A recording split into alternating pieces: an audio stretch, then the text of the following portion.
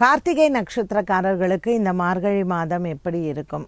சூரிய பகவான் தனுசு ராசியில் சஞ்சாரம் செய்யக்கூடிய இந்த மார்கழி மாதத்தில் கார்த்திகை நட்சத்திரக்காரர்களுக்கு மேஷ ராசி நேயர்களுக்கு நல்ல பலன்கள் உண்டு.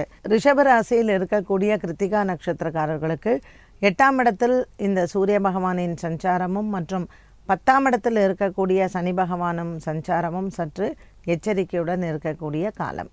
மேஷ ராசியில் இருக்கக்கூடிய கிருத்திகா நட்சத்திரக்காரர்களுக்கு நல்ல ஒரு மாற்றத்தை தரும் இந்த சூரியன் மற்றும் சனியின் மாற்றமானது. இவர்கள் எண்ணிய காரியங்கள் நிறைவேறுவதோடு மட்டுமல்லாமல் பல நாளாக இவர்களினுடைய பெற்றோர்களின் ஆரோக்கியத்தில் இருந்த குறைபாடுகள் தீரும். மருத்துவ செலவுகள் குறைவதற்கும் வாய்ப்புகள் உண்டு. பிரிந்த குடும்பங்கள் ஒன்று சேருவது, கணவன் மனைவி ஒற்றுமை மற்றும் அலுவலகத்தில் இருந்த குழப்பங்கள் இது எல்லாம் தீர்வதற்கு இந்த மாதத்தில் நீங்கள் மாற்றங்களை எதிர்கொள்ளலாம். மேஷ ராசியில் இருக்கக்கூடிய கிருத்திகா நட்சத்திரக்காரர்களுக்கு பாக்கியத்தில் இருக்கக்கூடிய இந்த சூரிய பகவானின் மாற்றம் நன்மையை தருவதாகவே அமைகிறது. இவர்களுக்கு பிரிந்த குடும்பங்கள் ஒன்று சேருவதும் மற்றும் பித்ருக்களினுடைய ஆசீர்வாதங்களும் பரிபூரணமாக உண்டு. மார்கழி மாதத்தில் அமாவாசை மற்றும் ஞாயிற்றுக்கிழமைகளில் பித்ருக்களை வணங்கி மற்றும் இறந்தவர்களை வணங்குவதனால் பாக்கியத்தில் இருக்கக்கூடிய இந்த சூரிய பகவான் இவர்களுக்கு நன்மையை கொடுப்பார். லாபத்தில் இருக்கக்கூடிய சனி பகவானும் பாக்கியத்தில் 9ஆம் இடத்தில் இருக்கக்கூடிய இந்த சூரிய பகவானும் இவர்களுக்கு நல்ல ஒரு மாற்றத்தை கொடுப்பார். இந்த கிருத்திகா நட்சத்திரக்காரம் மேஷ ராசி நேயர்களுக்கு பார்த்தீங்கன்னா 5 குடைய பூர்வ புண்ணியக்காரகன் சூரியன் 9ஆம் இடத்தில் பாக்கியத்தில் இருப்பது நன்மையை தரும்.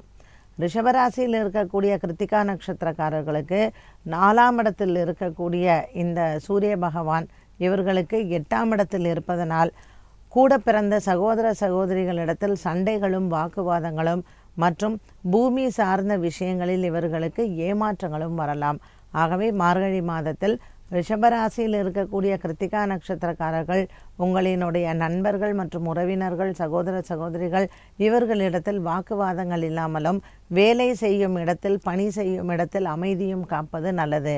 10ஆம் இடத்தில் சனியின் சஞ்சாரம், 8ஆம் இடத்தில் சூரியனின் சஞ்சாரம் ஆகையினால் இந்த ரிஷபராசி நேயர்களுக்கு 7ஆம் இடத்தில் செவ்வாய், 8ஆம் இடத்தில் சூரியன் மற்றும் 10ஆம் இடத்தில் சனி இருப்பதனால் இவர்கள் கவனமாக இருக்க வேண்டும். ஞாயிற்றுக்கிழமை தோறும் கிருத்திகா நட்சத்திரக்காரர்கள் ரிஷபராசியில் இருப்பவர்கள் கோதுமை தானம் செய்து சிவன் ஆலய வழிபாடுகளும் மற்றும் மார்கழி மாதத்தில் ஏகாதேசி திதியில் பெருமாளையும் பிரதோஷ காலத்தில் சிவபெருமானையும் ஆருத்ரா தரிசனத்தில் சிவனுக்கு அபிஷேகமும் செய்ய இவர்களுக்கு நல்ல ஒரு முன்னேற்றங்களும் உடல் ஆரோக்கிய குறைபாடுகள் இல்லாமல் பிள்ளைகளால் எந்தவிதமான மன கஷ்டங்களும் இல்லாமல் இருக்கலாம்.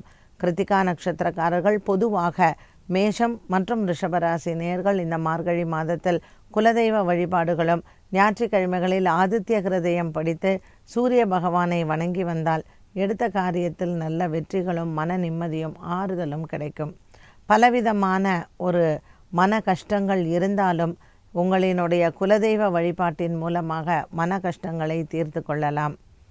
இவர்களுக்கு இந்த கிருத்திகா நட்சத்திரக்காரர்களுக்கு மனக்குழப்பங்கள் தீர்ந்து குடும்பத்திலையும் நல்ல ஒரு ஒற்றுமையை பார்க்கக்கூடிய சூழ்நிலைகள் உருவாகும்.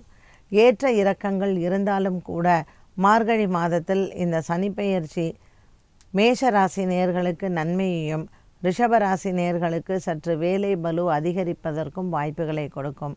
பெற்றோர்களினுடைய ஆசீர்வாதங்களும் பெரியவர்களினுடைய ஒரு அரவணைப்பும் இந்த மார்கழி மாதத்தில் உங்களுக்கு இருந்தால் எத்தனை விதமான சோதனைகள் வந்தாலும் அதை வெற்றிகரமாக எதிர்கொள்ளலாம். உடல் ஆரோக்கியத்திலும் நல்ல மேன்மையையும் மற்றும் மருத்துவ செலவுகளும் குறையக்கூடிய ஒரு காலகட்டமாகவே அமைகிறது. இந்த காலத்தில் இந்த ரிஷபராசியில் இருக்கக்கூடிய கிருத்திகா நட்சத்திரக்காரர்கள் ஞாயிற்றுக்கிழமைகளில் அன்னதானம் செய்தால் மேலும் நற்பலன்களை பார்க்கலாம்.